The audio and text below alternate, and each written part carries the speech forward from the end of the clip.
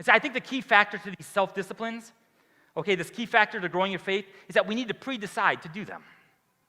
Okay, now I have beat this into my kids' heads since they were little.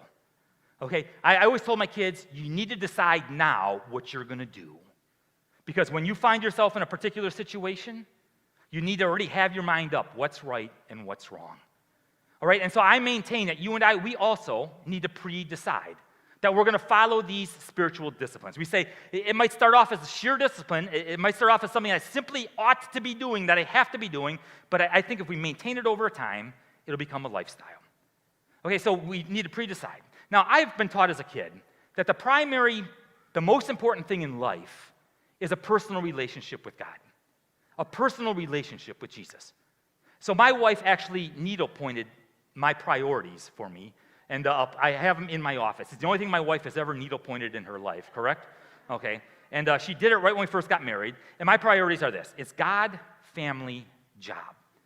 Now, see, oftentimes people mix God and my job up, right? And so God is my personal relationship with Jesus. Okay, it's my personal relationship, and then my family, and then my job. Those are my priorities. But the number one priority in my life is a personal relationship with Jesus. Okay, that's the number one priority. And that personal relationship with Jesus means that you're connected, right? It's Jesus, thy will be done in my life right here and right now. It's that personal relationship. Okay, and when you think about our relationship with God, right, there's external and there's an internal relationship when it comes to God, right? We talked about the external. Those are the ways that you serve, the things that you do. But then you have the internal relationship. That's your relationship with God. And without a personal relationship with Jesus, okay, if we don't have that personal relationship, oftentimes our worship and our faith becomes corporate. Our faith becomes routine and cold. We just simply check the box off. It's so easy for us to become critical and cynical and judgmental as we point our finger at other people. I mean, you all know the crazy church lady, right? Okay, you know, the one that you say, I know she goes to church. I mean, I know she's a believer, but she's a snot.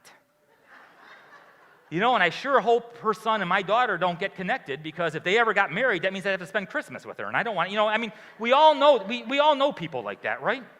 They just simply check the box because they don't have a personal relationship. See, without a personal relationship with Jesus, our faith simply becomes a label. It simply becomes a label. I think with any healthy relationship, okay, whether it's with your spouse or with a child or a grandchild, any healthy relationship, you need to put time, energy, and effort into it. You need to focus on that relationship. If you do not put the time, if you do not put the energy or the effort into a relationship, sooner or later that relationship will begin to atrophy, and eventually it will die.